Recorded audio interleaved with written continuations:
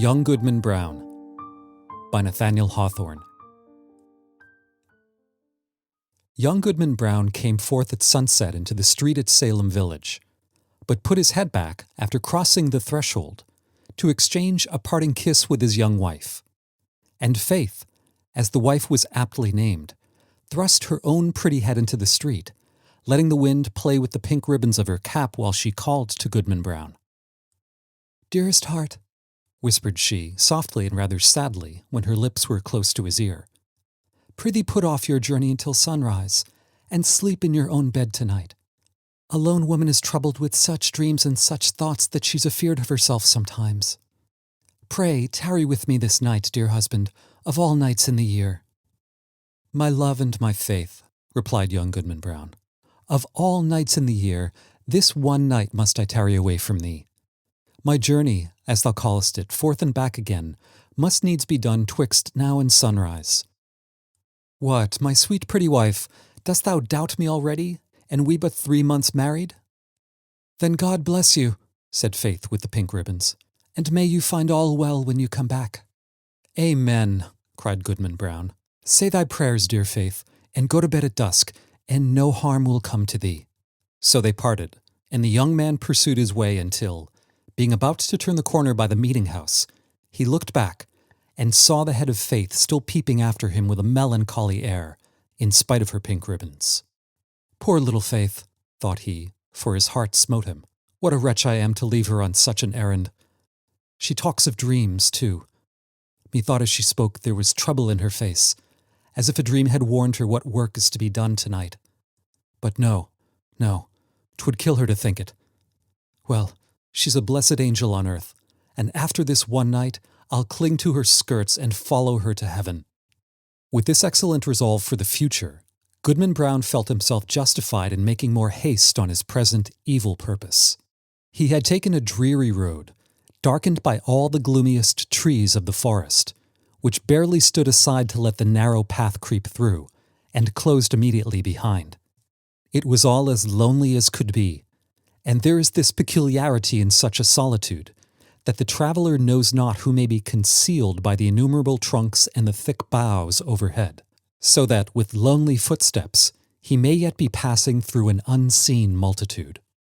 "There may be a devilish Indian behind every tree," said Goodman Brown to himself, and he glanced fearfully behind him as he added, "What if the devil himself should be at my very elbow?"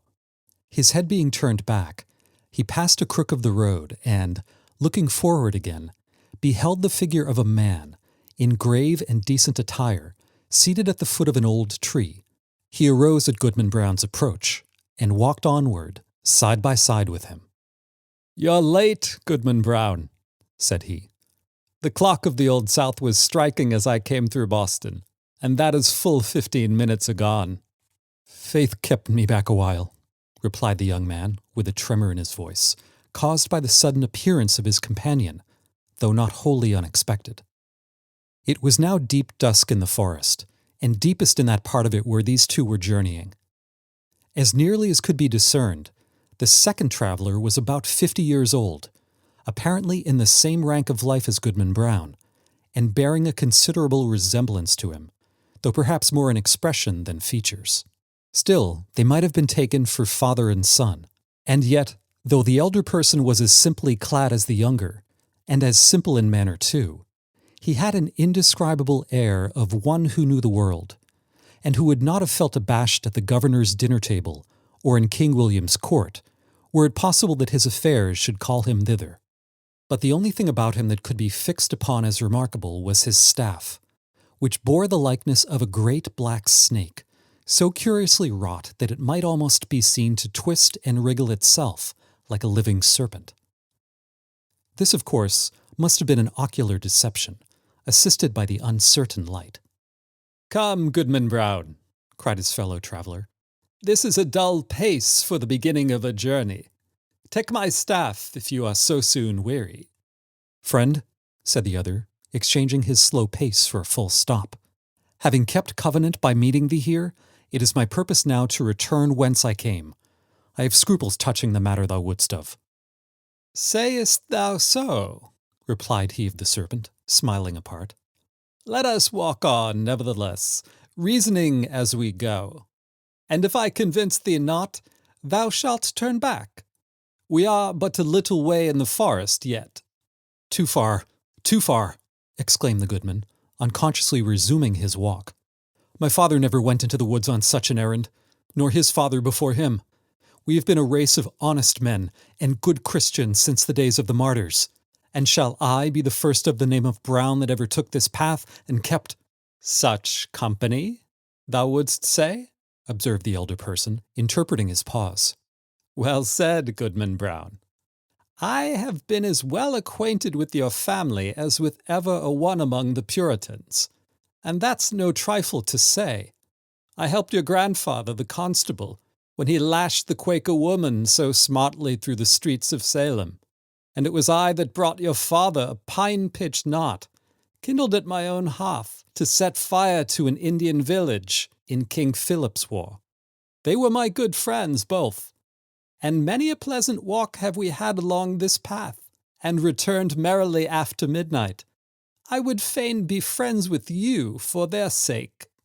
If it be as thou sayest, replied Goodman Brown, I marvel that they never spoke of these matters, or, verily, I marvel not, seeing that the least rumor of the sort would have driven them from New England.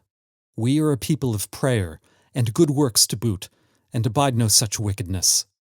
Wickedness or not, said the traveller with the twisted staff, I have a very general acquaintance here in New England. The deacons of many a church have drunk the communion wine with me. The selectmen of divers towns make me their chairman, and a majority of the great and general court are firm supporters of my interest. The governor and I, too.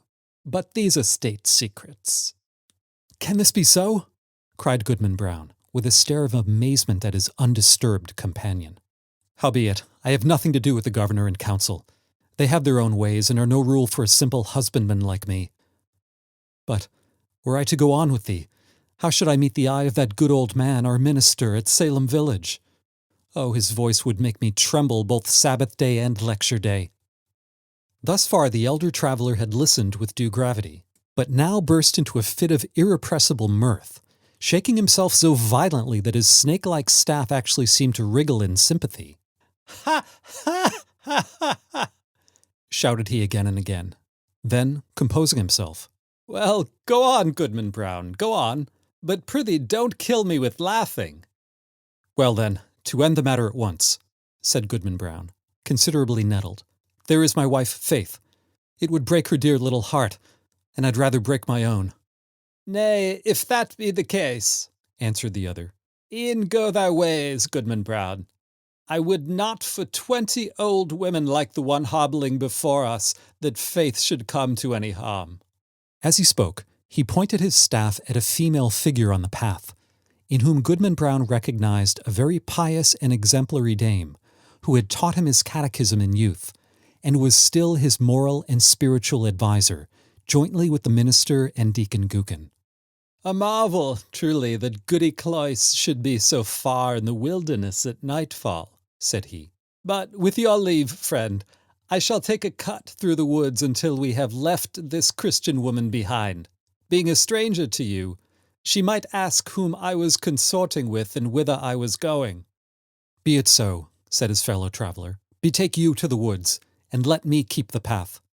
Accordingly, the young man turned aside, but took care to watch his companion, who advanced softly along the road until he had come within a staff's length of the old dame.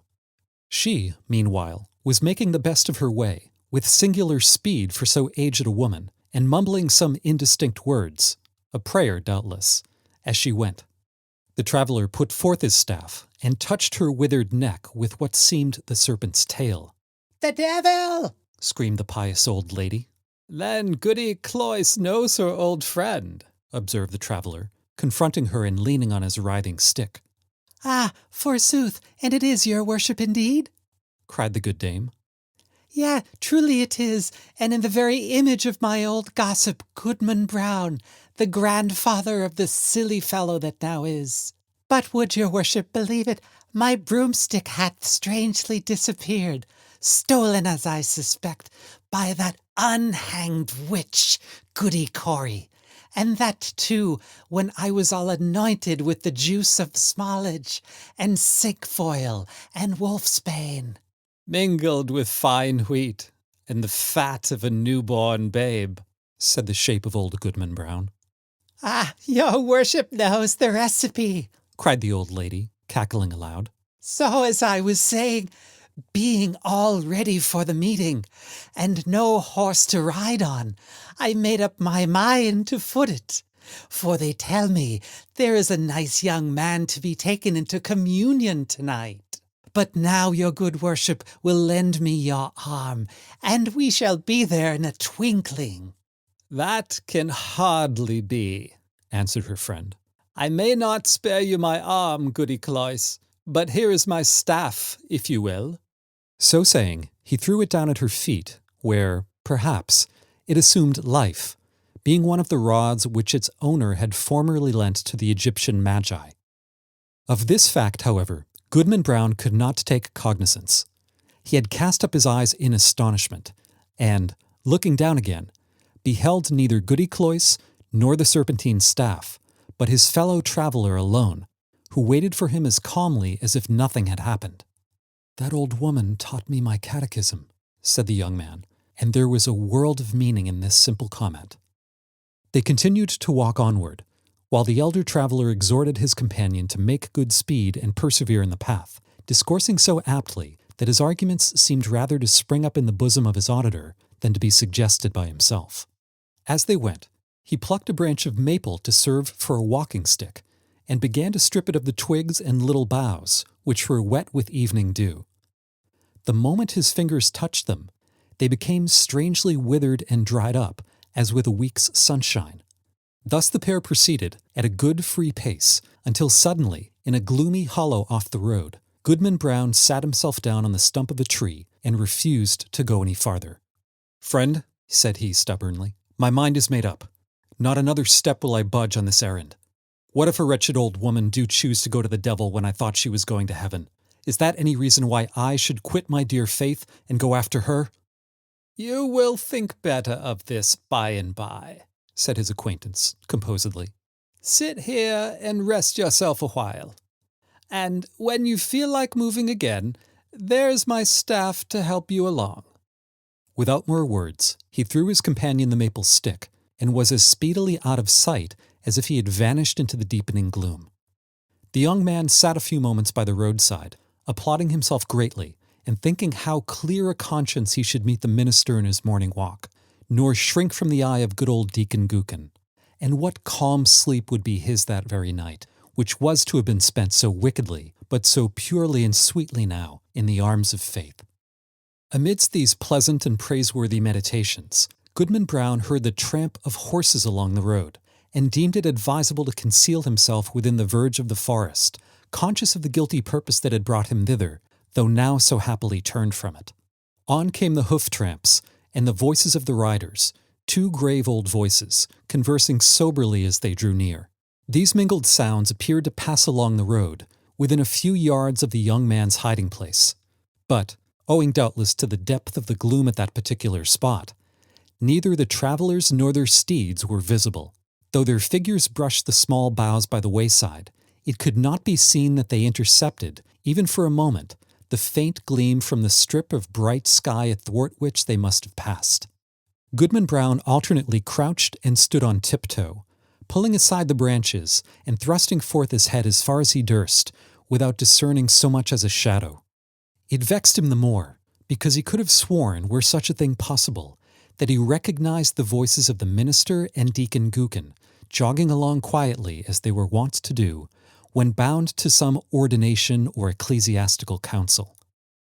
While yet within hearing, one of the riders stopped to pluck a switch. "Of the two, reverend sir," said the voice like the deacon's, "I'd rather miss an ordination dinner than tonight's meeting. They tell me that some of our community are to be here from Falmouth and beyond, and others from Connecticut and Rhode Island, besides several of the Indian powwows, who, after their fashion, know almost as much deviltry as the best of us. Moreover, there is a goodly young woman to be taken into communion." "Mighty well, Deacon Gookin," replied the solemn old tones of the minister. "Spur up, or we shall be late. Nothing can be done, you know, until I get on the ground." The hoofs clattered again, and the voices, talking so strangely in the empty air, passed on through the forest, where no church had ever been gathered, or solitary Christian prayed. Whither, then, could these holy men be journeying so deep into the heathen wilderness? Young Goodman Brown caught hold of a tree for support, being ready to sink down on the ground, faint and overburdened with the heavy sickness of his heart. He looked up to the sky, doubting whether there really was a heaven above him. Yet there was the blue arch, and the stars brightening in it. "With heaven above and faith below, I will yet stand firm against the devil," cried Goodman Brown. While he had still gazed upward into the deep arch of the firmament, and had lifted his hands to pray, a cloud, though no wind was stirring, hurried across the zenith and hid the brightening stars. The blue sky was still visible, except directly overhead, where this black mass of cloud was sweeping swiftly northward. Aloft in the air, as if from the depths of the cloud, came a confused and doubtful sound of voices. Once, the listener fancied that he could distinguish the accents of townspeople of his own, men and women, both pious and ungodly, many of whom he had met at the communion table and had seen others rioting at the tavern. The next moment, so indistinct were the sounds, he doubted whether he had heard aught but the murmur of the old forest, whispering without a wind. Then came a stronger swell of those familiar tones, heard daily in the sunshine at Salem village, but never until now from a cloud of night. There was one voice of a young woman, uttering lamentations, yet with an uncertain sorrow, and entreating for some favor which, perhaps, it would grieve her to obtain. And all the unseen multitude, both saints and sinners, seemed to encourage her onward. "Faith!" shouted Goodman Brown, in a voice of agony and desperation. And the echoes of the forest mocked him, crying, "Faith! Faith!" as if bewildered wretches were seeking her all through the wilderness. The cry of grief, rage, and terror was yet piercing the night, when the unhappy husband held his breath for a response. There was a scream, drowned immediately in a louder murmur of voices, fading into far-off laughter as the dark cloud swept away, leaving the clear and silent sky above Goodman Brown. But something fluttered lightly down through the air and caught on the branch of a tree. The young man seized it and beheld a pink ribbon. "My faith is gone," cried he, after one stupefied moment. "There is no good on earth, and sin is but a name. Come, devil, for to thee is this world given." And, maddened with despair, so that he laughed loud and long, did Goodman Brown grasp his staff and set forth again, at such a rate that he seemed to fly along the forest path rather than to walk or run. The road grew wilder and drearier and more faintly traced, and vanished at length, leaving him in the heart of the dark wilderness, still rushing onward with the instinct that guides mortal man to evil. The whole forest was peopled with frightful sounds, the creaking of the trees, the howling of wild beasts, and the yell of Indians, while sometimes the wind tolled like a distant church bell, and sometimes gave a broad roar around the traveler, as if all nature were laughing him to scorn. But he was himself the chief horror of the scene, and shrank not from its other horrors. "Ha, ha, ha!" roared Goodman Brown when the wind laughed at him. "Let us hear which will laugh loudest. Think not to frighten me with your deviltry. Come witch, come wizard, come Indian powwow, come devil himself, and here comes Goodman Brown. You may as well fear him as he fear you." In truth, all through the haunted forest, there could be nothing more frightful than the figure of Goodman Brown. On he flew among the black pines, brandishing his staff with frenzied gestures, now giving vent to an inspiration of horrid blasphemy, and now shouting forth such laughter as set all the echoes of the forest laughing like demons around him. The fiend in his own shape is less hideous than when he rages in the breast of man. Thus sped the demoniac on his course, until, quivering among the trees, he saw a red light before him, as when the felled trunks and branches of a clearing have been set on fire, and throw up their lurid blaze against the sky at the hour of midnight. He paused, in a lull of the tempest that had driven him onward, and heard the swell of what seemed like a hymn, rolling solemnly from a distance with the weight of many voices. He knew the tune. It was a familiar one in the choir of the village meeting house. The verse died heavily away, and was lengthened by a chorus, not of human voices, but of all the sounds of the benighted wilderness pealing in an awful harmony together. Goodman Brown cried out, and his cry was lost to his own ear by its unison with the cry of the desert. In the interval of silence, he stole forward until the light glared full upon his eyes. At one extremity of an open space, hemmed in by the dark wall of the forest, arose a rock, bearing some rude natural resemblance either to an altar or a pulpit, and surrounded by 4 blazing pines, their tops aflame, their stems untouched, like candles at an evening meeting. The massive foliage that had overgrown the summit of the rock was all on fire, blazing high into the night and fitfully illuminating the whole field. Each pendant twig and leafy festoon was in a blaze. As the red light arose and fell, a numerous congregation alternately shone forth, then disappeared in shadow, and again grew, as it were, out of the darkness, peopling the heart of the solitary woods at once. A grave and dark-clad company, quoth Goodman Brown. In truth, they were such. Among them, quivering to and fro between gloom and splendor, appeared faces that would be seen next day at the council board of the province, and others which, Sabbath after Sabbath, looked devoutly heavenward and benignantly over the crowded pews from the holiest pulpits in the land. Some affirmed that the lady of the governor was there. At least there were high dames well known to her, and wives of honored husbands, and widows, a great multitude, and ancient maidens, all of excellent repute, and fair young girls, who trembled lest their mothers should espy them. Either the sudden gleams of light flashing over the obscure field bedazzled Goodman Brown, or he recognized a score of the church members of Salem village famous for their especial sanctity. Good old Deacon Gookin had arrived, and waited at the skirts of that venerable saint, his revered pastor. But, irreverently consorting with these grave, reputable, and pious people, these elders of the church, these chaste dames and dewy virgins, there were men of dissolute lives, and women of spotted fame, wretches given over to all mean and filthy vice, and suspected even of horrid crimes. It was strange to see that the good shrank not from the wicked, nor were the sinners abashed by the saints. Scattered also among their pale-faced enemies were the Indian priests or powwows, who had often scared their native forest with more hideous incantations than any known to English witchcraft. But where is faith? Thought Goodman Brown, and as hope came into his heart, he trembled. Another verse of the hymn arose, a slow and mournful strain, such as the pious love, but joined to words which expressed all that our nature can conceive of sin, and darkly hinted at far more. Unfathomable to mere mortals is the lore of fiends. Verse after verse was sung, and still the chorus of the desert swelled between, like the deepest tone of a mighty organ. And with the final peal of that dreadful anthem, there came a sound, as if the roaring wind, the rushing streams, the howling beasts, and every other voice of the unconcerted wilderness were mingling and according with the voice of guilty man in homage to the Prince of all. The 4 blazing pines threw up a loftier flame, and obscurely discovered shapes and visages of horror on the smoke wreaths above the impious assembly. At the same moment, the fire on the rock shot redly forth, and formed a glowing arch above its base, where now appeared a figure.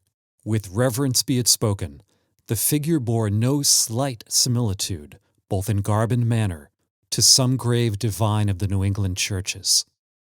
"Bring forth the converts!" cried a voice that echoed through the field and rolled into the forest. At the word, Goodman Brown stepped forth from the shadow of the trees and approached the congregation, with whom he felt a loathful brotherhood by the sympathy of all that was wicked in his heart.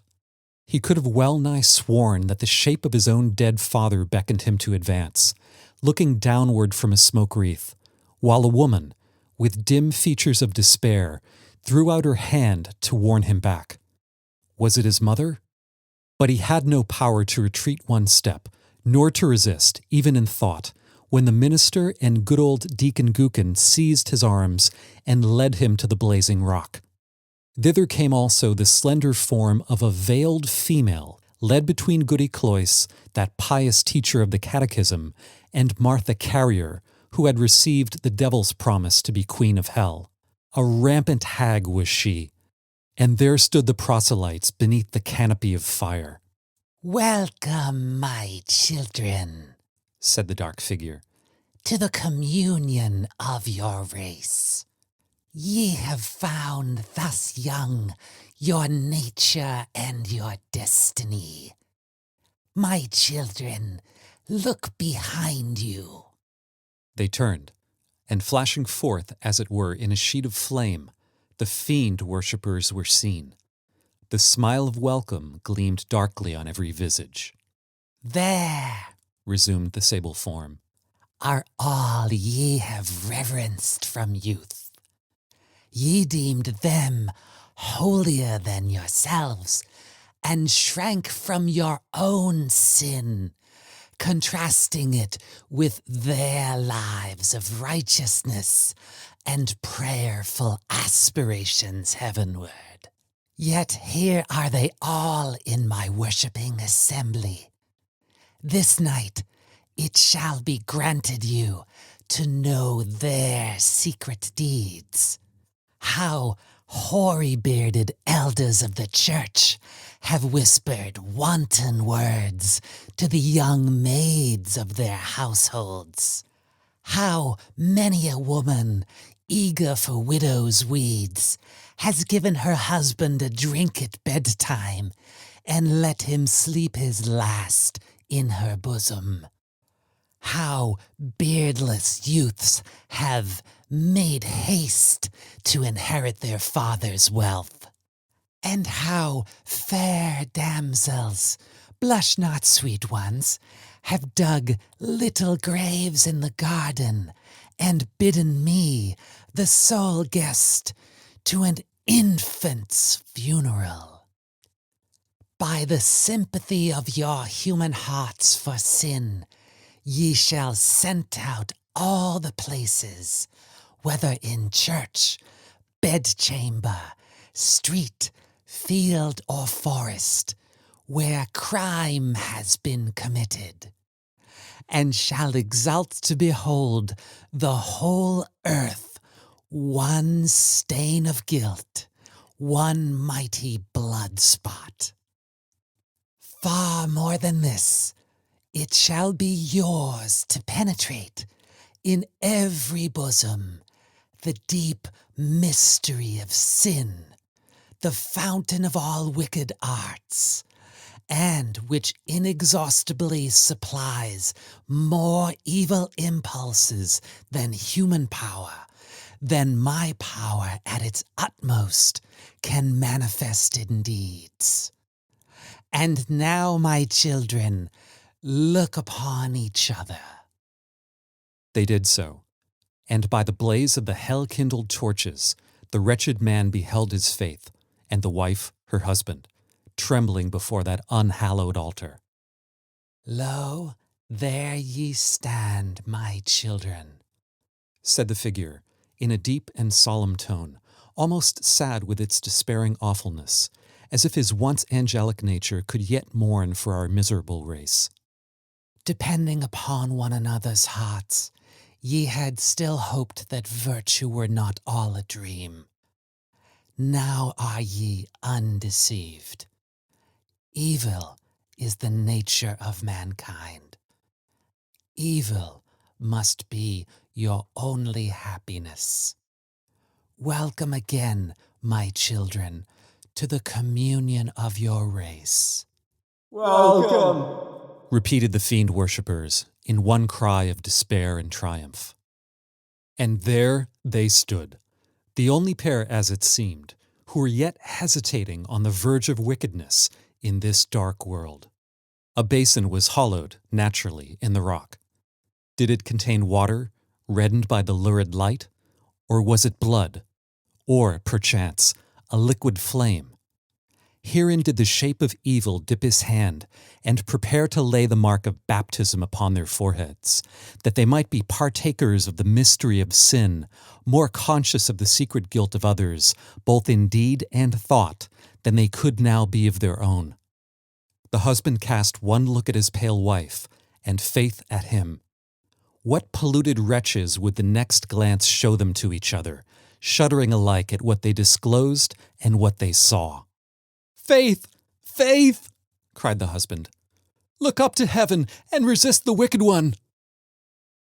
Whether Faith obeyed, he knew not. Hardly had he spoken when he found himself amid calm night and solitude, listening to a roar of the wind which died heavily away through the forest. He staggered against the rock and felt it chill and damp, while a hanging twig that had been all on fire besprinkled his cheek with the coldest dew. The next morning, young Goodman Brown came slowly into the street of Salem Village, staring around him like a bewildered man. The good old minister was taking a walk along the graveyard to get an appetite for breakfast and meditate his sermon, and bestowed a blessing, as he passed, on Goodman Brown. He shrank from the venerable saint, as if to avoid an anathema. Old Deacon Gookin was at a domestic worship, and the holy words of his prayer were heard through the open window. "What God doth the wizard pray to?" quoth Goodman Brown. Goody Cloyce, that excellent old Christian, stood in the early sunshine at her own lattice, catechizing a little girl who had brought her a pint of morning's milk. Goodman Brown snatched away the child as from the grasp of the fiend himself. Turning the corner by the meeting-house, he spied the head of Faith with the pink ribbons, gazing anxiously forth, and bursting into such joy at sight of him that she skipped along the street and almost kissed her husband before the whole village. But Goodman Brown looked sternly and sadly into her face, and passed on without a greeting. Had Goodman Brown fallen asleep in the forest, and only dreamed a wild dream of a witch meeting? Be it so if you will, but, alas, it was a dream of evil omen for young Goodman Brown. A stern, a sad, a darkly meditative, a distrustful, if not a desperate man did he become from the night of that fearful dream. On the Sabbath day, when the congregation were singing a holy psalm, he could not listen because an anthem of sin rushed loudly upon his ear and drowned all the blessed strain. When the minister spoke from the pulpit with power and fervid eloquence, and with his hand on the open Bible, of the sacred truths of our religion, and of saint-like lives and triumphant deaths, and of future bliss or misery unutterable, then did Goodman Brown turn pale, dreading lest the roof should thunder down upon the gray blasphemer and his hearers. Often, waking suddenly at midnight, he shrank from the bosom of Faith, and at morning or eventide, when the family knelt down at prayer, he scowled and muttered to himself, and gazed sternly at his wife, and turned away. And when he had lived long, and was borne to his grave a hoary corpse, followed by Faith, an aged woman, and children, and grandchildren, a goodly procession, besides neighbors not a few, they carved no hopeful verse upon his tombstone, for his dying hour was gloom.